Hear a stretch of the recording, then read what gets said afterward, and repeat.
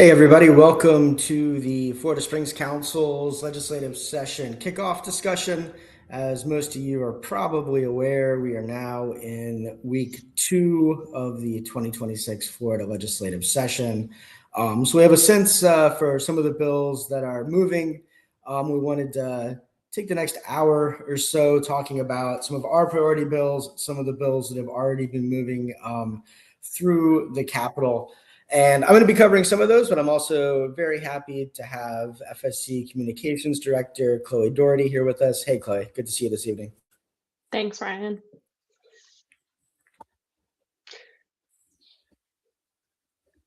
So before we begin, just some housekeeping.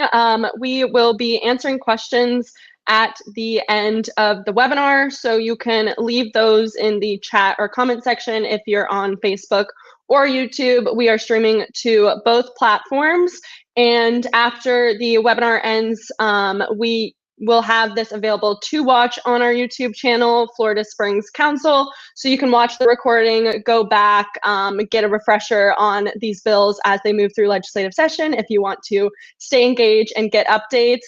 And this summer and for the past few months, we have been doing a Springs Advocacy 101 series.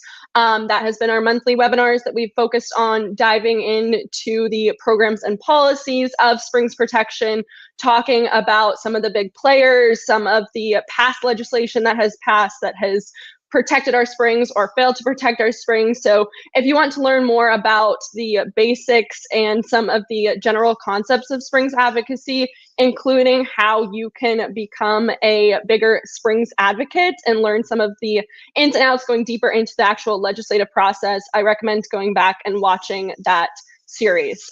So with all of that said, we are going to dive into some of the bills that we are tracking this legislative session. Ryan, do you want to go ahead and take it from here? All right. So, during the 60-day legislative session, every few years, we get really caught up. Every year we get really caught up in, what's happening during session, what laws are passing. But it's important to remember that just because the legislature passes a law, that's just, the first step in the actual process. And today, January 21st, is the 10-year anniversary of the Florida Springs and Aquifer Protection Act being signed into law. And when that became law, some of the conservation groups, including Florida Springs Council, Thousand Friends of Florida, Sierra Club, Conservancy of Southwest Florida said, the bill has too many loopholes. The timelines aren't going to be met. We're not going to see the progress that the bill calls for. And 10 years later, that's exactly where we're at. Every loophole in the bill has been exploited. And we're still in court trying to get the state agencies just to do the minimum things that have been put in there for 10 years. So, just to kind of keep everything in mind that, whatever happens this legislative session, it could easily be reversed next legislative session. Good things don't always come to fruition. Bad things like MCORs can be avoided. But it's still really important that we engage in legislative session. It is where the laws get made, and a lot of times a lot of proposals are made during session that would really damage our environment, lead to some bad growth management decisions. So this year, FSC's legislative priorities, first, we really want to pass legislation that addresses the single-use plastics and styrofoam issue. This is an issue we've been fighting in the legislature the last couple years, but it's been an issue that's been around since 2010. When the legislature first banned local governments from adopting new ordinances to regulate single-use plastics. The last few years, we've seen industry-backed bills that would eliminate all the existing ordinances without providing a glide path forward. So we're supporting legislation filed by Senator Garcia and Rep. Weinberger to bring that issue to a close, keep the ordinances that are already in place, and create a pathway forward for new ordinances. Other priorities include restoring the Ocklawaha River. passing stronger protections for conservation lands and trying to defeat efforts to surplus or sell our conservation lands, weaken environmental laws, or rig the system in favor of polluters. And of course, we're always trying to get more funding for land conservation programs like Florida Forever and Florida Communities Trust, as well as more funding for springs restoration. So we're going to cover a lot of those issues today. One of the things we're not going to cover in depth on this webinar are the more than a dozen bad growth management bills that have been filed this session. At the end of the webinar, we have a link to the 1000 Friends of Florida webinar from last week. They do a really good job of covering all the growth management stuff that's out there. So we're going to start out talking about the bills that we probably are most concerned with here at FSC, which are water bills. First, two bills that we strongly support, HB 981 and Senate Bill 1066, Tributaries of the St. Johns River by Representative Duggan and Senator Broder. Many of you probably heard yesterday, very exciting news that both of these bills passed unanimously in their first committee stops. It was great to see all of the support from local folks that came up there to testify, but also from members of the legislature that spoke about the importance of this project. Kind of highlights of the bill: it directs DEP to restore the Aquifer River by December 31st, 2032. And it has a strong economic and recreational component. It requires the governor to appoint a task force of local folks from Putnam, St. John's, and Marion counties that would direct the funding for a recreational grant program and a economic grant program that would go along with these. Everything in these bills is contingent upon funding. So we would need the legislature to appropriate money in order to have the restoration and also for the recreational economic grant programs. But these bills would be a very strong sign of support that the legislature is behind this, super important project. And we certainly support both the policy and getting the funding appropriated this year. Next up are a couple of bills that are bad. These bills have already been in the Senate through their first committee, Environment and Natural Resources. This is House Bill 495 and Senate Bill 544, dealing with golf course best management practices by Representative Albert and Senator Trunow. The first line of this bill is one of the funniest things I've ever seen written down in legislation, because it says that due to the foundational agricultural nature of golf courses, they should be regulated by the Department of Agriculture and Consumer Services. The only thing agricultural about golf courses is that they grow grass, but so do all of our lawns, so do all of our other sporting fields. The thing that differentiates all of those things from agriculture is that in agriculture, you sell the thing that you grow. You don't use it to play games on top of. That is recreation, which is monitored by DEP. So why is this bill? Why would anyone want this bill? Well, it's being pushed by the golf course industry. And I don't think it's a coincidence that this is right at the time when the basin management action plans for outstanding Florida springs are becoming effective. And in a lot of those basin management action plans, golf courses are identified as one of the sources of nutrient pollution. I think in one BMAP, golf courses account for up to 7% of the nutrient pollution. So, not agriculture, not septic tanks, but still a considerable amount. And in the BMAPs, they would have to implement best management practices. And these best management practices, it's a 150 plus page book that was created by the Department of Environmental Protection, published in 2021 to great fanfare. And it includes everything from irrigation to fertilizer, looking at the different types of grass depending where on the golf course you are. It's very detailed. It has a lot of rules, and it has really firm requirements on how much fertilizer can be put down, and mandates that if you apply more fertilizer, you have to conduct water quality testing. Well, this bill would eliminate that whole program and instead regulate the golf courses under the 30-page best management practice manual for sod operations.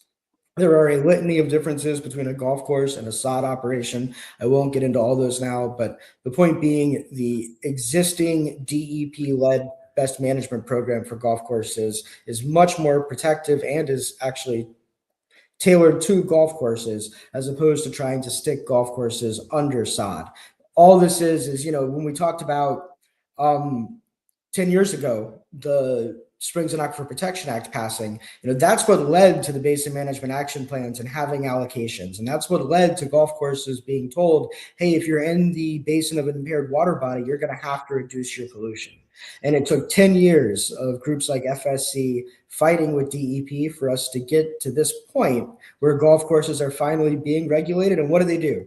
They go to the legislature and have a bill written to get them out of the provision the moment that it goes into law, right? These are the kind of things that we have to stop, the things that we have to fight. So this may seem like, a relatively small bill about a relatively small pollution source. This one, it really is about the point of the issue.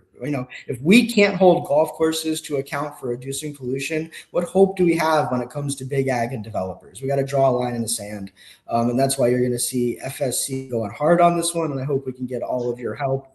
We will definitely be doing action alerts before when this bill is up in future committee meetings. All right.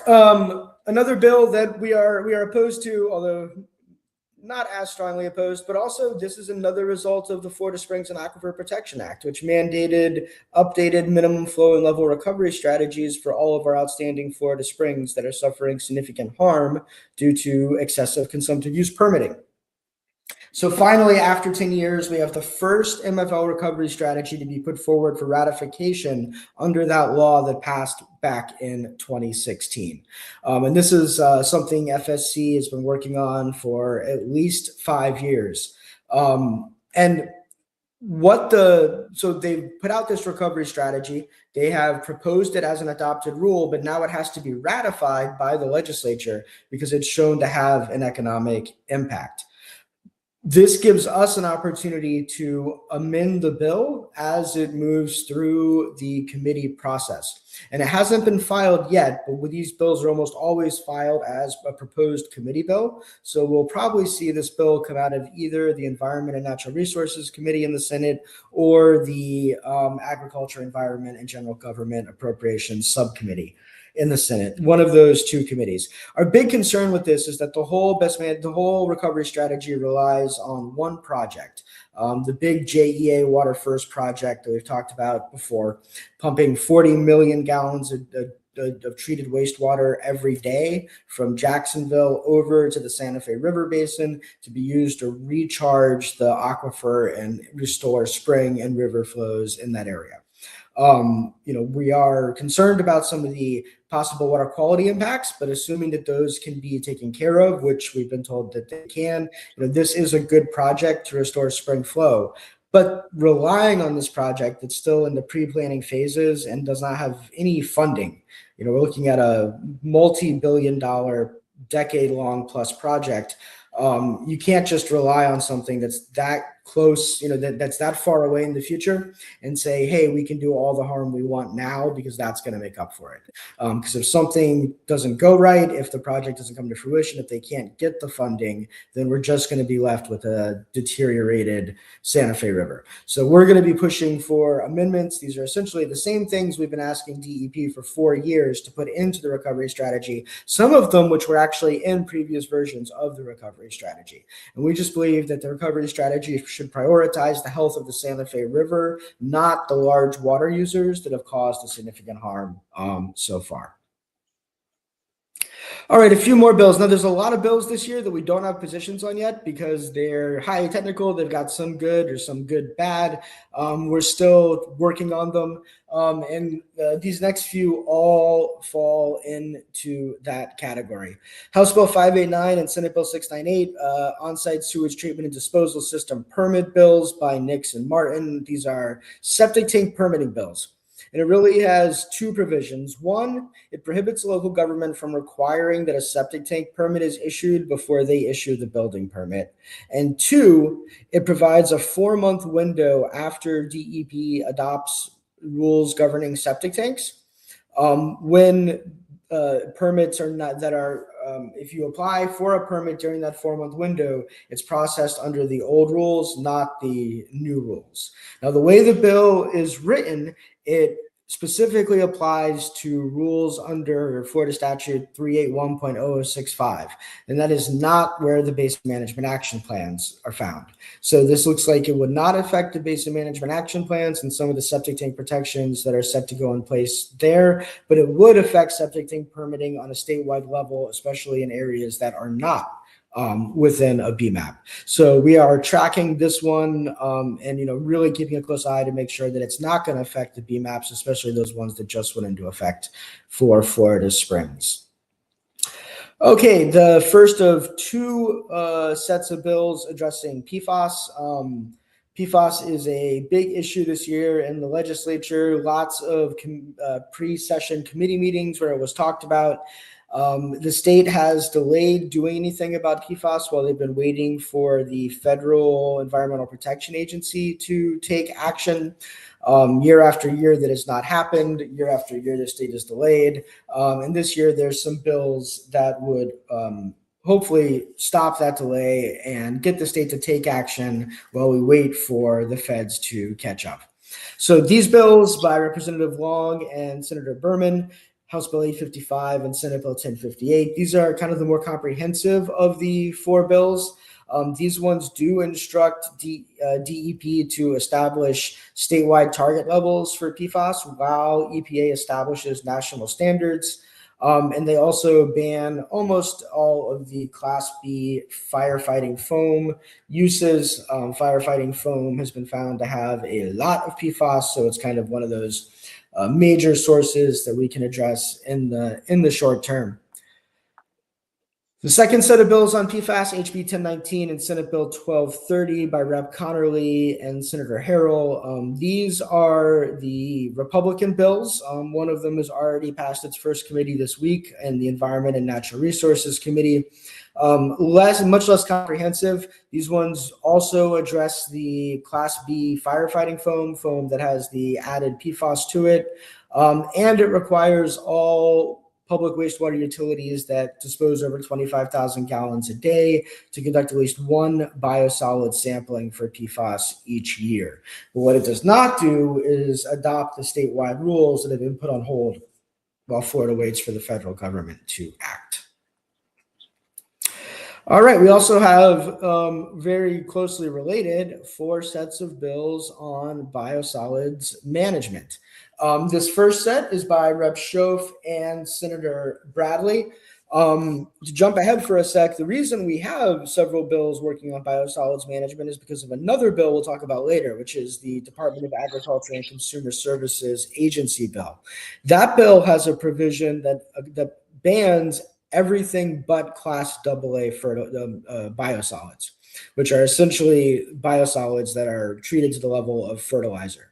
Class B biosolids, which are not, still have some pathogens, still have heavy metals, those can currently be applied. And while they have, have to be more careful with them, they are permitted, where Class AA is not permitted.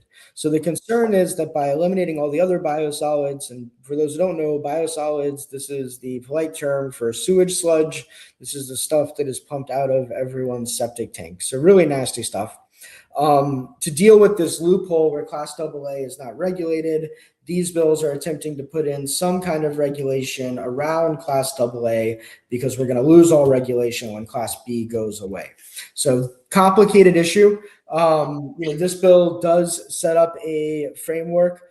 There's been, a lot of concerns that maybe needs to be stronger, that we need to make sure that there is not disposal of Class AA biosolids without permits, that they're still regulated, and that where they're used as fertilizer, they're being applied at the agronomic rates and not just to get rid of them. About 10, 15 years ago, a law was passed that banned the spreading of biosolids in South Florida. So all those biosolids from South Florida are now trucked up to Central and North Florida, and a lot of them end up going into the headwaters of the St. Johns River, because if you're driving up I-95 from South Florida, the first place you hit that you can dump these things is the headwaters of the St. Johns. So big issue for the St. Johns, big issue for some of our springs. And if that FDAX bill is going to move, we're going to need some legislation to pass this year. like House Bill 1245 and Senate Bill 1294. Two other biosolids bills, HB 1285 and House Bill or Senate Bill 1474 by Rep. Boyles and Senator Gates. These bills are much more limited. Simply, they ban DEP from issuing or renewing a permit for Class B biosolids if there is a public wastewater treatment system somewhere nearby. So these bills wouldn't do much. I think a lot of people expect that the previous set of bills, 1245 and 1294, that these will be the vehicle that mostly moves this year, and hopefully we can get these bills to a place where we can support them, because this is a really important issue. And with that, I'm going to turn it over to Chloe to talk about some of the conservation lands bills that are being considered this year. Take it away, Chloe. Thanks, Ryan. And before I go any further, just for anyone who joined late, just a reminder, if you have any questions about any of the bills that we are talking about, you can leave them in the comments and we'll be answering some questions at the end, and the recording will be available to watch on YouTube if you missed any of the beginning. So to talk about our conservation lands bills that we are tracking, starting with a good bill. This is House Bill 441, Conservation Lands by Rep. Kendall, and its companion in the Senate, SB 546, Conservation Lands by Senator Mayfield.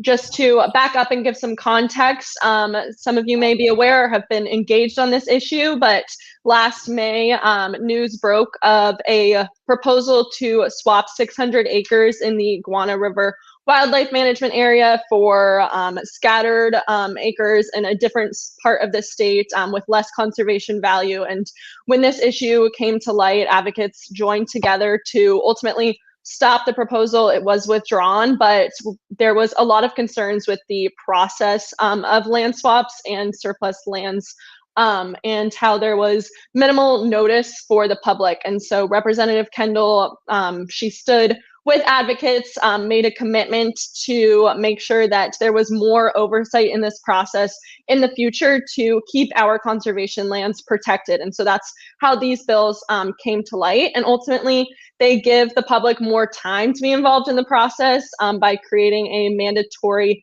30-day notice plus a statement explaining why the lands are no longer needed for conservation purposes, or how the exchange will result in conservation benefit to the state. And just want to note, both bills have passed their first committees in both the House and the Senate with unanimous support. So there's great support for this. We're happy to see these bills move forward and create a more transparent process for land swaps in the future, and make sure that these land swaps are create a conservation value for the state.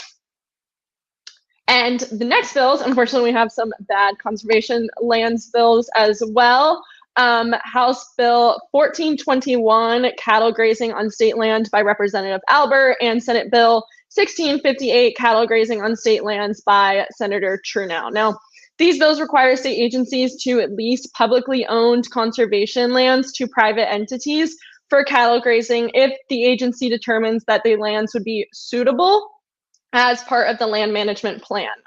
What's concerning is that the bills do not define what factors would be considered suitable. And so we have some concerns with these bills because, one, it could mean limiting, sorry, my cat is getting involved in this.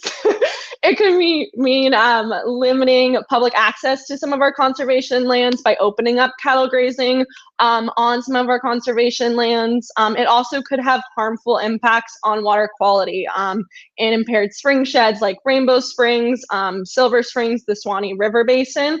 Livestock waste is a significant source of pollution for many of our waterways. So this is concerning if we're allowing cattle grazing on these lands. And really, it's as bad as development in our state parks. Last session, we were able to pass bills that prohibit hotels, golf courses, those proposals that conservation advocates did not want to see in our state parks.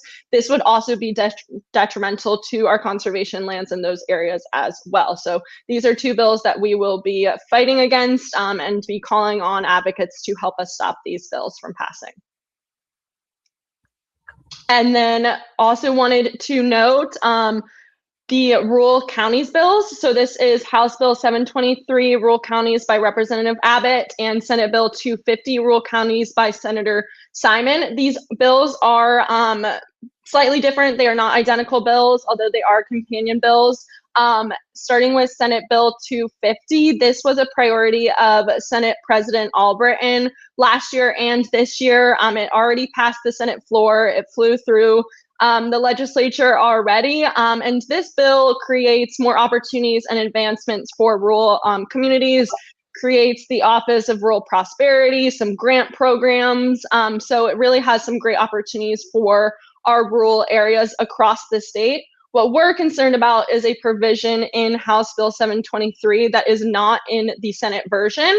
And in HB 723, that provision says that the state may not purchase any land in a fiscally constrained county if the combination of federal and state-owned lands is greater than 40% of the total land in the fiscally constrained county. So this affects just a few counties and rural and fiscally constrained counties, but it includes some areas with some springs, including Wakulla Springs area, the Santa Fe Basin. It could impact Apalachicola, and conserving land in our rural areas is one significant way that we can protect our water resources. So we don't want to set this precedent and set limits on conserving land in these areas where we need to be protecting our water resources and protecting the land and the wildlife in these areas.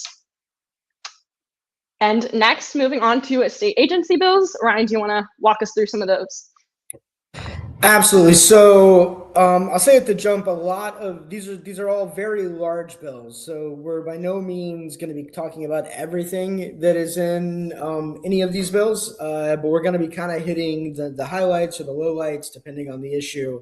What really stands out to us. So starting with House Bill 1417 and Senate Bill 1510, these are the Department of Environmental Protection agency bills by Rep. Lamarca and Senator Masulo. The first thing the bill does is it eliminates the Environmental Regulation Commission. So this is a commission that's been in place for many, many decades. They would vote on new environmental rules, but under Governor Scott somewhat, but then very much so under Governor DeSantis, they've basically been neutered. They no longer meet. No one knows who's even on the commission anymore. So while we would like to see the commission exist, it's not really losing much by seeing it eliminated, considering who's been on it and the fact that they never meet.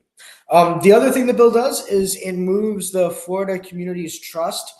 That is the land conservation program that's used to buy parks. There's a lot of great FCT properties in cities and in towns all over the state. It's been an independently run program within DEP. The office that runs FCT would be eliminated and it would be moved under the Acquisition and Restoration Council. I think this is a solution without a problem, maybe. But at the same time, ARC has always done a good job managing the Florida Forever program, prioritizing the right lands, protecting those lands.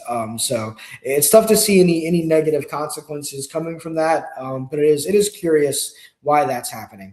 And then there's also numerous changes to Florida water quality laws.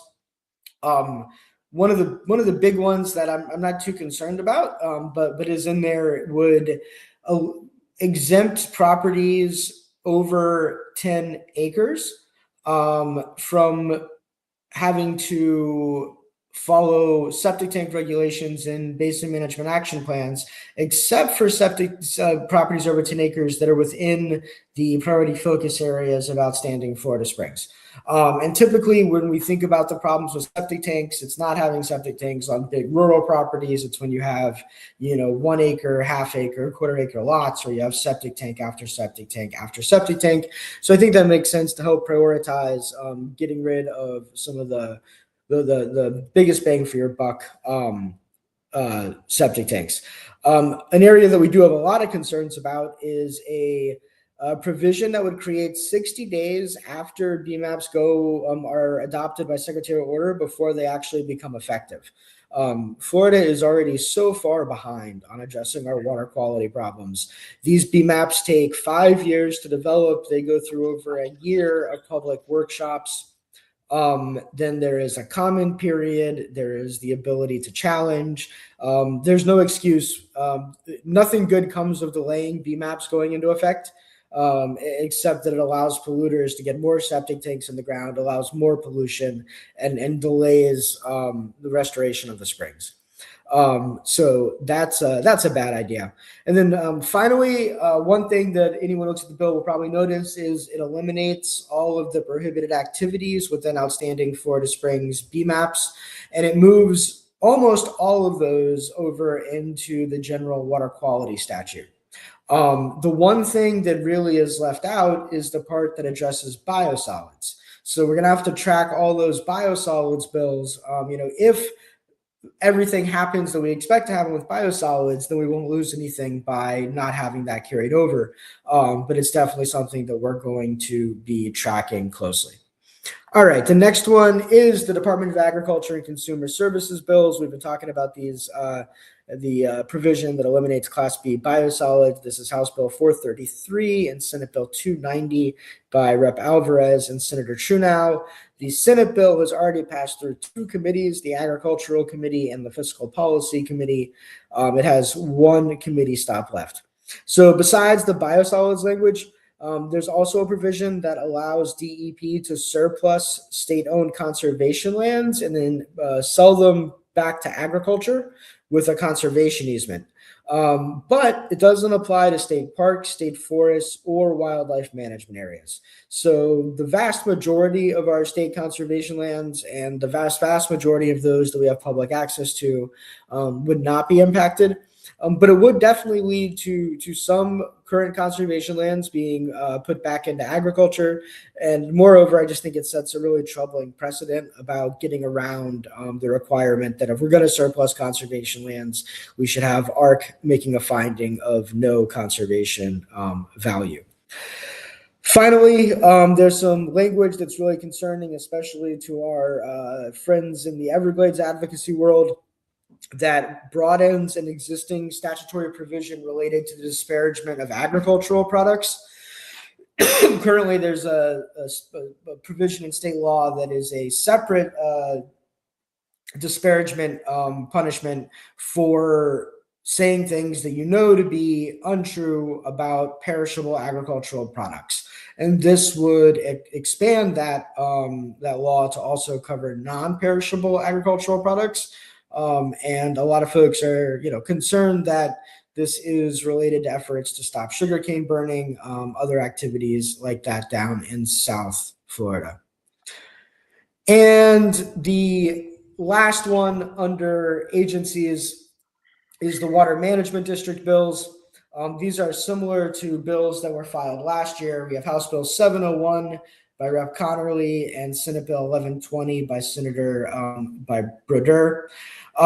Really, those 3 things, 2 of them are kind of shocking that they even need to be done, but they do, and I'm glad they're doing them.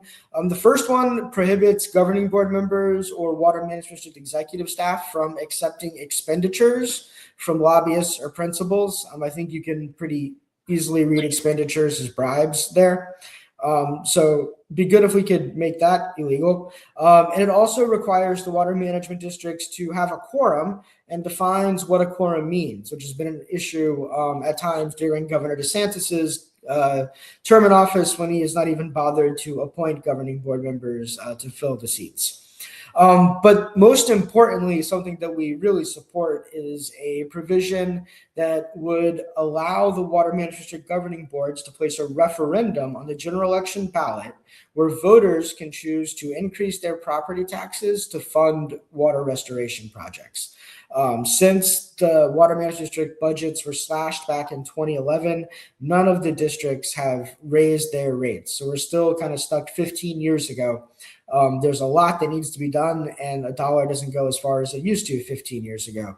So, basically, this wouldn't be necessary if the governing boards had the backbones to just raise the tax rates, which they are within their power and constitutionally able to do. But since they don't have the political will to do it, this allows them to pass the buck onto the voters. And the good news is that we know that whenever voters have been given the opportunity to pay a little bit more for conservation, they've always chosen to do so. So I think this could help us get projects like the JEA Water First project and other really important water restoration projects around the state funded without having to go to the legislature and beg for dollars every session. And with that, I'm going to give it back to you, Chloe, to talk about a whole bunch of preemption bills that have been filed.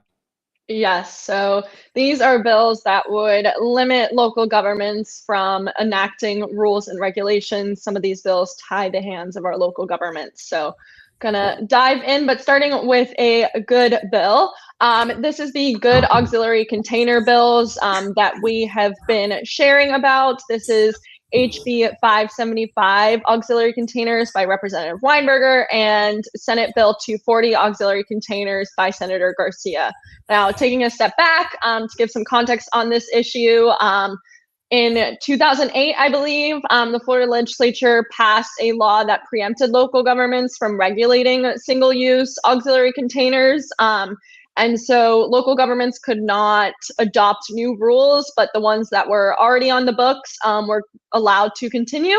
But for the last 2 years, industry groups and some of our legislators have been pushing to repeal the existing rules and to further strip away local governments' ability to regulate single-use and reusable containers. So this is an issue that advocates, some of you who are watching may have been helping us fight the last 2 years.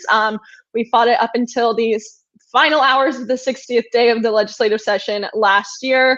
Luckily, Representative Weinberger basically killed her own bill to keep this bad auxiliary container language from passing. And so we, our legislators this year, are working on creating a practical common sense legislation, these bills that would be a solution for this problem, but also create a path forward for addressing plastic pollution in the future. So SB 240 and HB 575, they would allow local governments to regulate glass, polystyrene, single-use plastic containers on public property.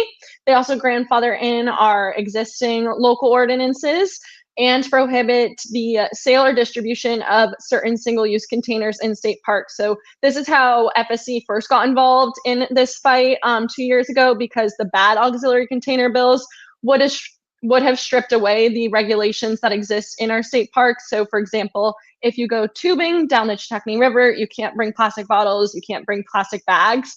The bad bills that we've been fighting would have taken that away and allowed those trash on our waterways.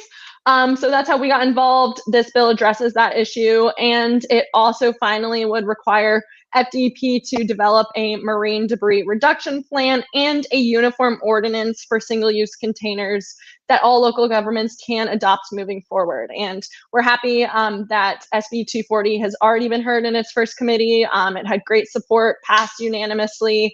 And these are bills that are supported by the Florida Springs Council and also our coastal partners. So Surfrider, Oceana, Sea Turtle Conservancy, Volunteer Cleanup. These are bills that we are supporting, and we'll be asking you and advocates to help us get these bills over the finish line this year. But unfortunately, the bad bills are also back. So we also have, contrary to the good auxiliary container bills, Senator Martin and Representative Esposito have filed the bad bills once again this year. So these are the bad trash bills, and they start with the language that we ended off with last year. So these bills are backed by industry, and once again, they strip away our local regulations to address the plastic pollution issue in our state. And really the difference between these set of bills is that the good bills are about progress, creating a path forward, and finding a solution for local local communities and something that we support. But the bad bills, they take these regulations away, but they don't create that solution or plan to progress and to address these issues that we have with plastic pollution and trash in our waterways. And so these bills are ones that we're going to be asking advocates to help us stop. Next, some more bad preemption bills. This is House Bill 479, Land and Water Management by Representative Maggard, and Senate Bill 718, Water Management by Senator McLean. When these bills were first filed, they were both the ultimate preemption bill, the mother of all preemption bills, I heard it referred to as. It would prohibit local governments from adopting any laws related to water quality, water quantity, pollution control, and more. So again, these were preemption bills that tied the hands of our local governments.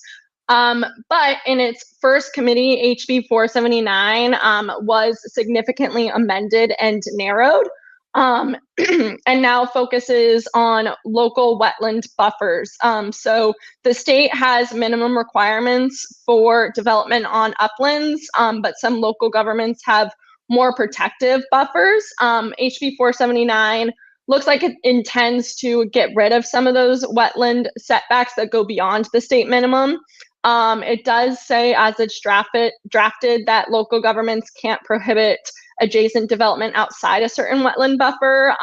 It's overall still bad bills. HB 479 is not as far reaching as it was when it was first filed, but it's still a concern to us, and the Senate version does still have that ultimate preemption language. So these are still ones we're tracking. We do expect Senator McLean will amend his bill to match the House version, but that hasn't happened, and the Senate version has not been heard in a committee yet.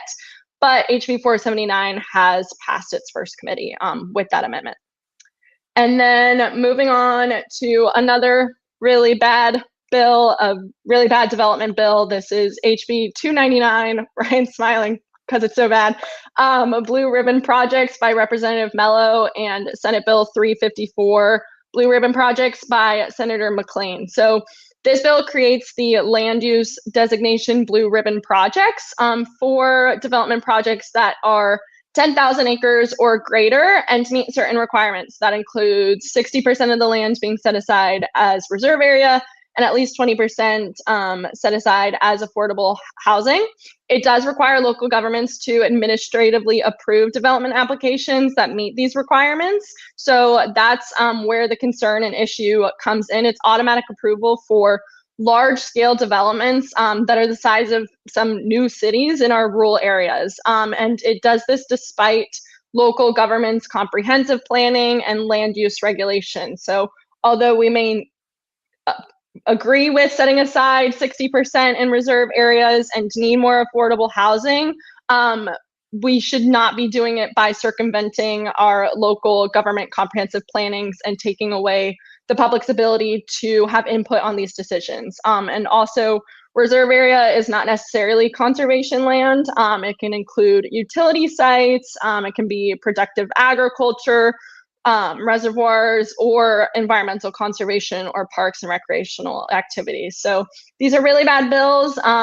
They have both passed their first committees. We're thankful for 1,000 Friends in Florida and some of our conservation partners who have been engaging advocates on this issue. Will continue to let you all know when it's up in committees, because we really do need to stop these bills from passing. And just one more thing to note on this, when the Senate bill was heard in its first committee in Community Affairs, past Senator Pastomo had said it's a massive bill that leaves so much out, and continued to say that even she couldn't figure out how to fix it. So it's definitely something that there was concerns in the committee. Even though it did pass, there was some hesitation, and we'll continue to see how they move forward. And just to chime in, that every Democrat on that committee voted in favor of this bill. And almost all the Democrats voted in favor of 299, all but one. So It's really, we saw Senator Pasadomo vote no, and then Rep. Kendall, who has the conservation lands bill, voted no in the House. But it's going to take a real coalition from across the state to stop this bill, because they are serious about this, and it's really being sold as the answer to affordable housing. And we're all going to have to, we're not going to work on much growth management this year, but I think this one is so important. If you just imagine, 10,000 acre development that could be allowed to have up to 120,000 dwellings units being put into rural areas. I mean, your rural area is gone, right? That is a true city. So yeah, this is a big one. Yeah, changing the landscape of our rural areas. And then the last preemption bill to note on our list is HB 611, landscape irrigation by Representative Cobb, and Senate Bill 508, landscape irrigation by Senator Truenow. These bills create a statewide program for regulating residential lawn irrigation. So they create baseline standards for local governments, but the issue is that it preempts local governments from enacting or enforcing more protective rules. So it preempts enforcement, meaning that in areas where local governments have made strides in creating effective irrigation standards, like Alachua County, it would roll back this good work, once again, tie the hands of our local governments that want to go a step further in protecting our water resources in ways that are best for their communities. So it sets a good floor for local regulations, but it creates a problematic ceiling and does not allow local governments to do the good work that some of them are wanting to do and have already done. And I think that ends our preemption bills. And then Ryan, if you want to talk about some of our conservation funding priorities, that is our list of bills we're tracking. Yes, and great job on the preemption bills and land conservation bills, Clay. Okay, so some spring conservation funding priorities. A lot of these probably look familiar. We need a lot more money for springs restoration. We've been getting $50 million a year, which is the statutory minimum. And at that amount, our springs are falling further and further behind. This year, we're asking for a minimum of $100 million per year from Land Acquisition Trust Fund for springs. To put in perspective, Everglades restoration, generally gets $100+ million every year for springs, and we do need more equity between South and North Florida when it comes to our environmental funding. As related to springs restoration, we need funding for Aquifer restoration, which would bring back 20 lost springs. Another reason, there's so many arguments in favor of Aquifer restoration, but I was in Tallahassee a couple weeks ago with Karen Chadwick, who talked about the 10,000 acres of just prime forest that will be created by freeing the Aquifer and breaching the Rodman Dam. It just got me thinking about the value of that conservation land. I mean, if we could purchase that land, right, that would be the top ranked Florida Forever project. It would be, the biggest in holding. So, I think of Aquifer restoration, I think of a land conservation project, I think of a springs restoration project, a river restoration project, and we need to get, the funding to at least get the project started and get, through the first couple of years committed this year. As always, we're advocating for full funding for Florida Forever. The governor has requested $150 million. While that is not what should be, it is 10 times more than what we got last year. So we think that is a fair floor for the program. But we believe it should be funded at least $300 million a year. Really, you can't spend too much. If you look at how fast our state is developing, and especially some of these crazy development proposals to develop rural lands, we need to be conserving as much land as possible. And from what I understand right now, the Florida Forever program is totally out of money. So we're not able to buy any of these important lands. We need to be able to fund that program to keep that staff working, to keep conserving lands. It really is a shame that we wasted $80 million on those parcels outside of Destin to now be here without money to do, without money to buy important land conservation projects. The Water Quality Improvement Grant Program, this is my favorite grant program. It was created About 5 years ago, a few years ago, we advocated to have agricultural and land conservation projects added to the kind of projects that could be funded. The idea here was typically water projects have been funded kind of through a pork barrel political favors process. Legislators bring in their list of water projects they want funded, and based on relationships, those projects get selected. This was supposed to take that process and move the money to where it can do the most good by looking at, what is the cost effectiveness, what are the benefits and the cost of each project. After the grant program was created, the legislature unanimously 2 years ago had the wonderful, brilliant idea to take some of the money that was coming in from sports gambling in Florida and to use it to fund the water quality improvement grant program, putting hundreds of millions of dollars into the program for what they called a generational investment. That was a very short-lived generation because a year later, the same legislature unanimously passed legislation removing all the funding for the water quality improvement grant program, stripping it, and going back to the pork barrel political favor system for handing out water quality money. So we would like to see the water quality improvement grant program funded at least $300 million a year. It's, as far as trying to deal with springs, Indian River Lagoon, estuaries, Apalachicola River, no matter where you are, this is the program where those projects should be funded by based on, the benefit they're going to have and the cost. So want to see that fully funded. And then finally, we'd like to see some funding for the JEA Water First project. We need to get funding in that project. I said earlier, it's a couple $2 billion to fund that. We've got only about a decade and a half to do so. So it's time to start getting the funding to be able to acquire the land, the easements, do everything that's necessary so that that project can get underway.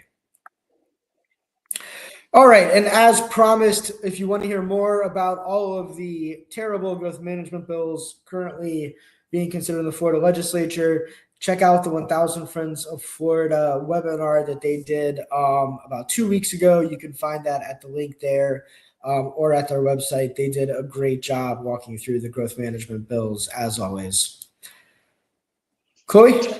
Yep. And just a plug for one of the best podcasts to listen to just one of the best podcasts. And if you want to get engaged in legislative session to stay up to date, this is the As Bad as It Is in Florida podcast with your host, Ryan Smart, and Ryan Worthington, who is a Florida master naturalist. He is the Florida excursionist on social media, on Instagram, and one of FSC's board members. They dive into the legislative process. They go further in talking about these bills and doing a recap throughout legislative session. So it's one of the best ways if you have an hour of your week to dedicate to staying engaged on these issues. This is one way that I recommend getting involved and staying informed. It's available to listen to wherever you get your podcasts, I believe, and I think there's a website as well. Just highly recommend it, and you can listen to Ryan continue to talk about these bills throughout legislative session. And then also want to, before we get to questions, just some more ways that you can stay involved with the Florida Springs Council if you want to help us support or stop some of these bills. You can sign up to be a road trip advocate with the Florida Springs Council. This is the group that, when the time calls for it, we bring advocates to the Capitol with us to meet with legislators, to speak directly to legislators during committee meetings, and to have your voice heard on these issues. So if you want to kind of take the next step in your advocacy journey and to be a voice for our Springs and to get a tour of the Capitol from people like Ryan, who spend much of their time there during legislative session, this is a great way to get involved. So you can scan the QR code or visit our website and you can sign up. We let you know as soon as we do, with sometimes short notice usually, but we get you up to date on the bills that will be coming up and that you can engage on. And then some other ways that you can get involved. If you aren't already, be sure you are signed up for our email list. That is the action alert link there. or you can scan the QR code to get emails or text alerts. This is the best way that you can find out when there is a Springs advocacy alert, when we need you to send emails and make phone calls to legislators on these bills, to help us once again stop or support these bills, and to advance our legislative priorities. And so if you aren't already, be sure you are signed up. We send timely action alerts. We also post them on social media. So if you aren't following us, be sure you are on Instagram and Facebook. But emails and text is the best way to make sure that you're not waiting on the algorithm to show you these timely action alerts when sometimes we only have 24-hour notice to take action. If you want to get updates on these bills that we're tracking, we will keep our website, our legislative page on our website, up to date throughout legislative session. And if you enjoy these webinars and want to support the Florida Springs Council's work, then we ask that you explore supporting the Florida Springs Council. You can make a one-time donation or visit our Springs shop for some of our cool Springs swag. And then with that, we can move to some of the questions. If you haven't already, you can leave your questions in the chat or comment section, and we'll be answering some. I'm going to take down the slides, and Ryan, if there's one that you want to kick off with.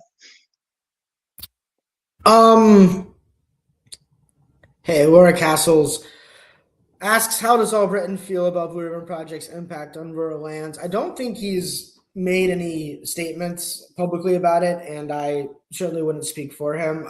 I would note that in the amendment to the Florida Department of Agriculture and Consumer Service bills that came out this week, there was a provision that would essentially exempt small municipalities from the administrative approval element of the Blue Ribbon Project's bill.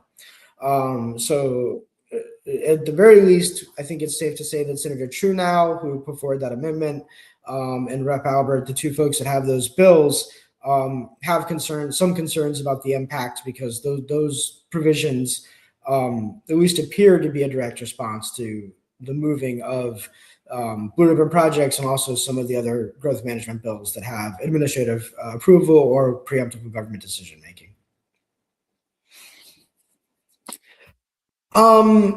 Patty Kendrick asks, so all Democrats voted for the bad Blue Ribbon Project bill. All Democrats except Rita Harris from Orange County.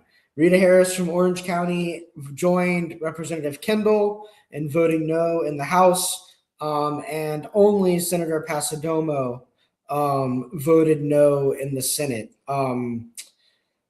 Senator Pasadomo is former Senate president and the current chair of the Rules Committee. She is one of the most powerful and most respected people in the Capitol. And for her to, she told Senator McClain that, she gets the bill last, so she'll get to decide whether or not it gets agendaed, can make it to the floor, and it wouldn't take a whole lot of work. So I think it's good to have an ally, and it's always good to have an ally. And Senator Pasadomo, she's very effective, but yeah, I was very disappointed to see all of the Democrats, vote for these massive sprawl bills.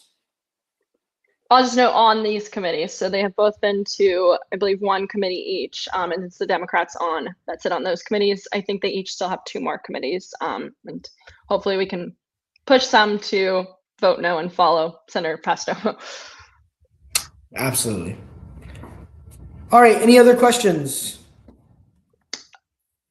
I'm not seeing any, but I will note that 1000 Friends of Florida, thank you, Sarah, has another webinar on February 11th. So they'll be giving a mid-legislative session update and speaking more on those growth management bills. So if you want to learn more, you can catch up on that webinar Ryan talked about that they had 2 weeks ago or last week. And then you can get an update on some of these bills we talked about and some more of the growth management bills that they have been tracking on the 11th.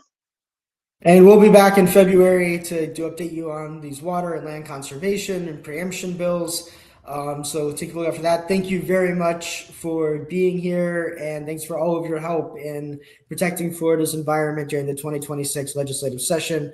Hope everyone has a good evening. If you enjoyed this, It will be up on YouTube. Please share it with your network, your friends, whoever you think might find it interesting.